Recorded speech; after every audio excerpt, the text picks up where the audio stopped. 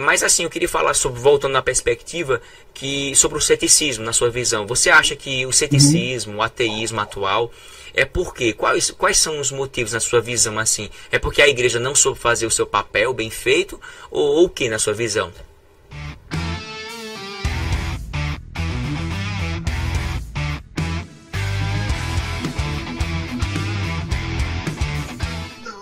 Não, professor, eu acho que tem muitas pessoas que estão rompendo com, na verdade, esse fenômeno, né, de secularização.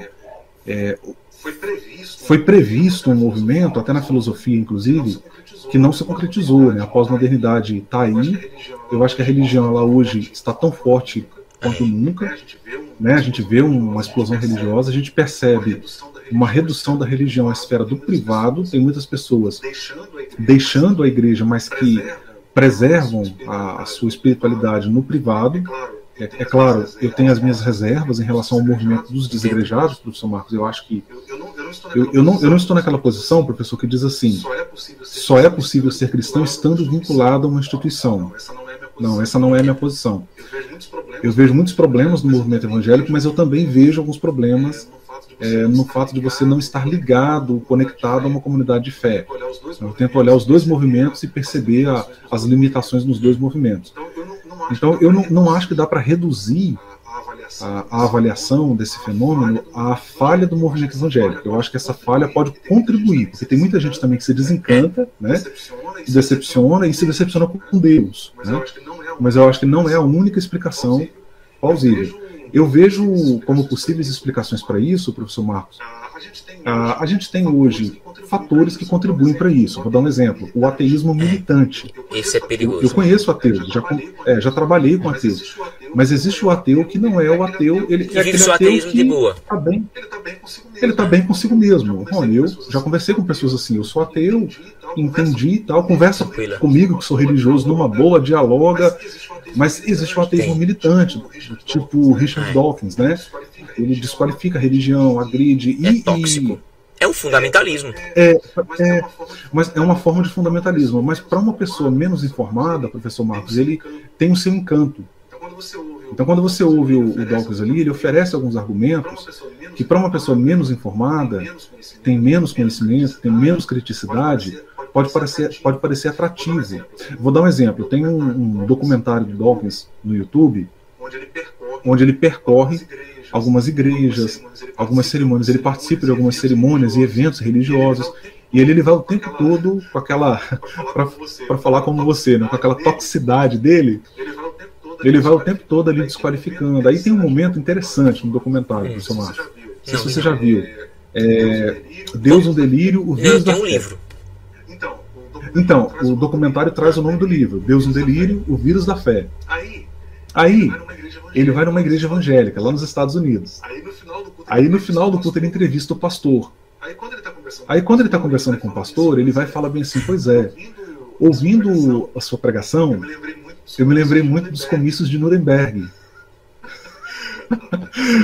Assim, é muito ácida, né? Ele associa a pregação do pastor ao discurso nazista. Aí o pastor dá aquela risada assim. Eu tenho a impressão até de que o pastor ficou meio sem graça, quem não fica, né? Dá aquela risada.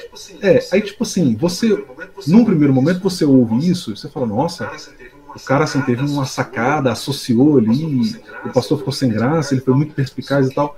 Só que, professor Marcos, uma análise um pouquinho mais detida, na história, você vai descobrir que a ciência teve um papel fundamental no nazismo. A ciência deu sustentação para muitas das ações. A ciência está na base de Nagasaki e Hiroshima. Sem a ciência, Nagasaki e Hiroshima não teria acontecido. E por isso eu vou dizer que a ciência é ruim. Você percebe, professor? Então, o argumento é encantador, mas quando você analisa de maneira mais detida, você percebe que, até assim, olhando de modo mais atento, parece até muito pobre, inclusive. ou alguns argumentos que ele usa parecem até muito pobres, inclusive. Né? Então, acho que essas são algumas explicações, ou essa é uma explicação possível, né? Para explicar esse fenômeno, para explicar esse movimento. O que eu também acho, professor, que não é tão crescente assim. Eu também acho. Os militantes são poucos, mas tem uns militantes no Brasil que são exagerados ao ponto de descredenciar ou de forma niilista negativar tudo aquilo que eu e você conhecemos. Não. Eu também acho que não. Eu acho que a secularização, inclusive da igreja, é um movimento muito forte. Eu acho mundial, que é verdade. Né? Sim, você tem estudiosos aí muito competentes. Eu fui aluno no ano passado do Dr. Rudolf von Simmer, lá da PUC Paraná.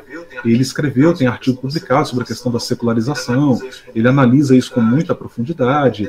Até bem interessante a proposta dele. Mas assim, mas a secularização, de certo modo, é uma adaptação da religião ao mundo contemporâneo. Né, de certo modo. Né? Então é também um movimento religioso. Alguns autores vão ver como um movimento religioso, em certa medida. Né? Não é um recuo da religião, é uma adaptação. Talvez essa seria uma explicação possível. Né? Então eu vejo assim, algumas possibilidades para explicar o porquê que o ateísmo, né, tem a sua relativa força.